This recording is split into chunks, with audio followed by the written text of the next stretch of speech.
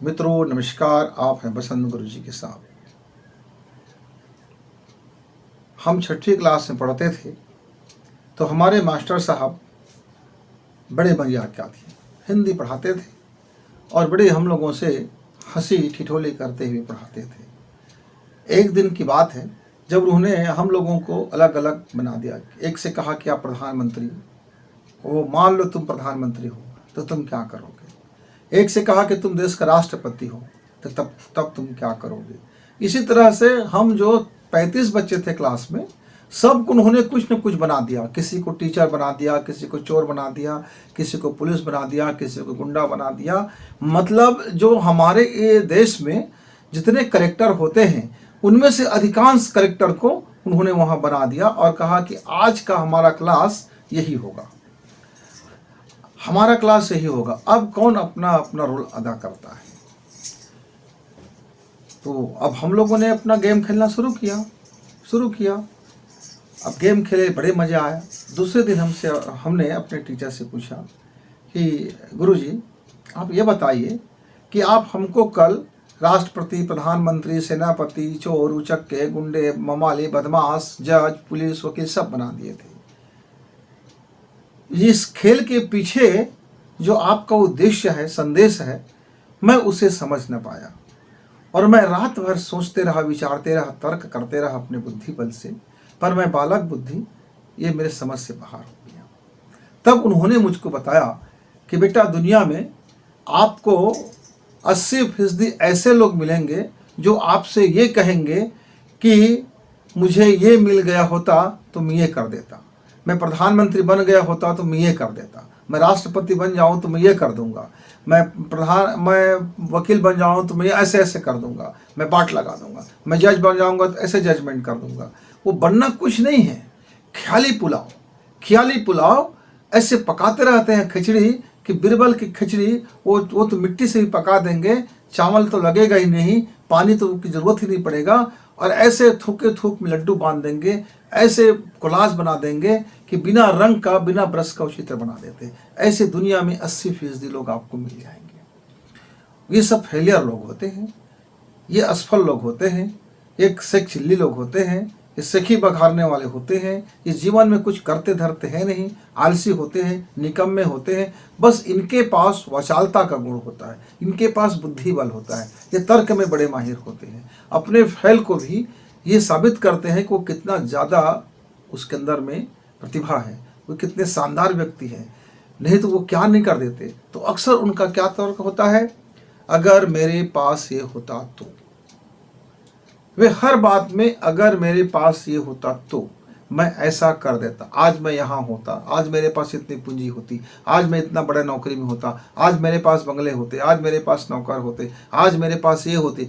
मतलब अगर मेरे पास ये होता तो ये होते। मतलब फ्यूचर को भी बताएंगे और भविष्य को बताएंगे और वर्तमान को छिपा देंगे, क्योंकि वर्तमान में वो कुछ है नहीं, ठन गोपाल है। तो फिर क्या बोलेंगे, आप प्रश्न करो उससे कि आपके पास ये हुआ क्यों नहीं। तब वो कहेंगे अगर मेरे साथ ऐसा नहीं हुआ होता तो।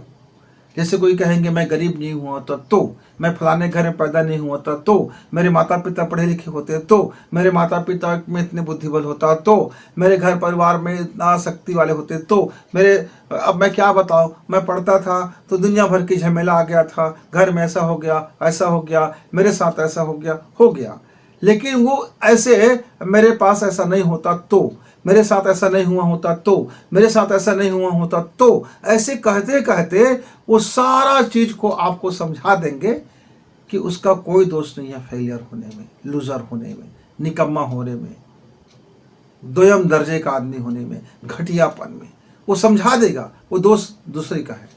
फिर आपको ऐसा भी यदि आपका फिर बोलो तो अब क्या है आपका प्लानिंग, क्या है आपका फ्यूचर प्लान, क्या आपने कुछ करना शुरू किया है, क्या आपकी योजनाएं चल रही है, आप कौन सी योजना का पहला प्रोजेक्ट शुरू हो गया है, आपने कौन सा बीज बो दिया है, कि क्या आपने ठीक ठाक कर। नहीं, मैंने ऐसे सोचा था, मैं ऐसा करना चाहता था, मैंने ऐसे सोचा था, मैं ऐसा करना चाहता था, पर वो हुआ नहीं, क्योंकि उसके कारण नहीं हुआ, उसने ऐसा कर दिया, फिर मुझको ऐसा अवसर नहीं मिला, फिर मेरे साथ ये हो गया, फिर मैं ये चाहता ही था, फिर मेरी बात कोई नहीं मानता। मैं बहुत कुछ जानता हूँ, मैं बुद्धिमान हूँ, मैं प्रतिभाशाली हूँ, मेरे पास गुड आइडियाज होते हैं, मेरे पास अच्छे अच्छे विचारों की भरमार है, मेरे पास अच्छे अच्छे काम करने के तरीकों की भरमार है, मेरे पास इतने आइडिया हैं, इतने प्लान हैं, इतने इतने प्लान हैं कि अब लोग मेरी बात नहीं मानते। अब मैं क्या बताऊँ, मैं तो घर को शानदार कर देता, मैं तो परिवार को बेहतर कर देता, मैं तो अपने लाइफ को हाई में पहुंचा देता, अरे मैं क्या नहीं कर देता, मैं तो चंद्रमा की भी यात्रा करके आ जाता, लेकिन मेरे इसरो वालों ने मदद नहीं किया, उन्होंने ऐसा नहीं कर दिया। अरे मैं क्या नहीं करता, मैं चांद के तारे भी तोड़ ले आता, लेकिन मैं प्रकाश में कन्वर्ट होने के लिए जो मशीन मांग रहा था वैज्ञानिकों से, वो मशीन मुझको नहीं दिया। क्वांटम वैज्ञानिकों ने मुझको मदद नहीं की, मैं क्वांटम सिद्धांत तो जानता हूँ लेकिन कभी प्रयोग में नहीं कर पाया। क्यों? क्योंकि उसके लिए मेरे पास ये नहीं था। ये क्यों नहीं था? क्योंकि उसके कारण नहीं था। मतलब आपको इतने सारे चीजें मिलेंगे और अपने क्वालिटी, अपने गुणवत्ता, अपने गुणगान वो उसके अंदर में इतने ब्रिलियंट पना बताएंगे कि आपको लगेगा वाकई ये अनमोल रतन है, ये हीरा है। अरे इसके तो जिंदगी क्या कहना, इस आदमी के पास तो कितने क्वालिटीज हैं।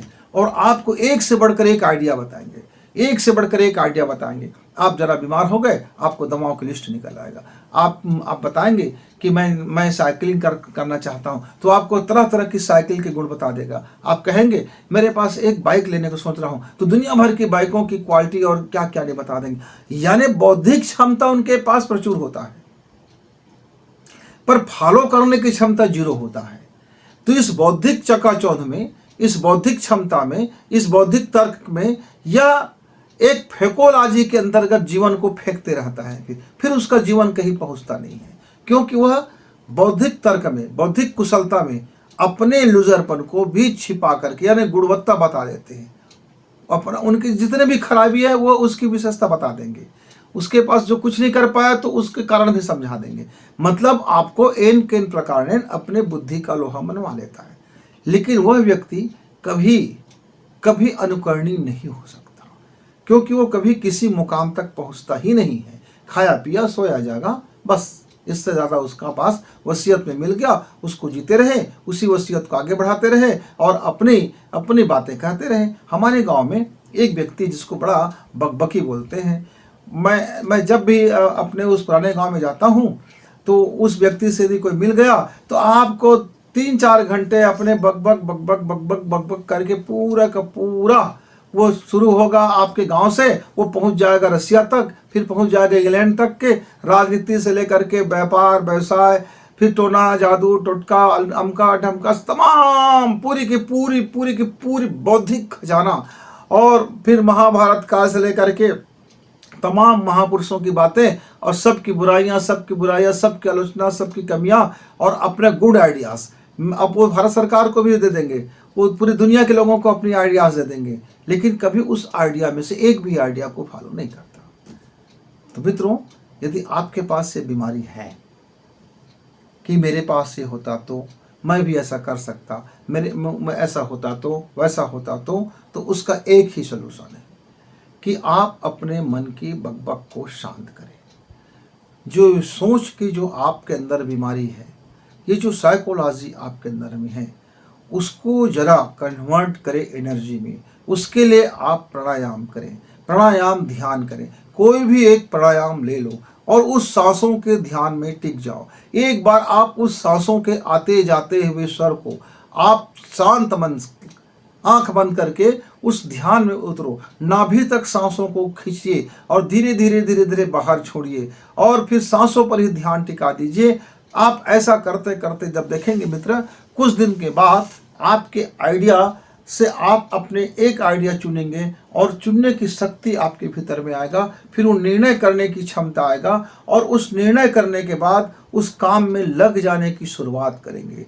जैसे ही आप अपने एक आइडिया में काम करना शुरू करेंगे तो धीरे धीरे आपके पास आपकी सफलता होने की रास्ता खुलता हुआ जाएगा। फिर आप बकबकी लाल नहीं कहलाओगे, आप झकझकी नहीं कहलाओगे, आप फेकूचंद नहीं कहलाओगे, आप फेकोलॉजी वाले नहीं कहलाओगे। फिर आपके भी लाइफ में सफलता, खुशी और आनंद की प्राप्ति होगा। जरा करके देखें।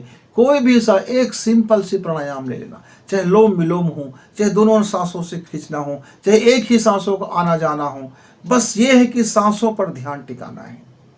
कैसे करना है आपको? सिंपल से ट्रिक है। आप किसी सुखासन में बैठ जाइए, आंख बंद कर लीजिए और इस तरह से सांस खींचते हुए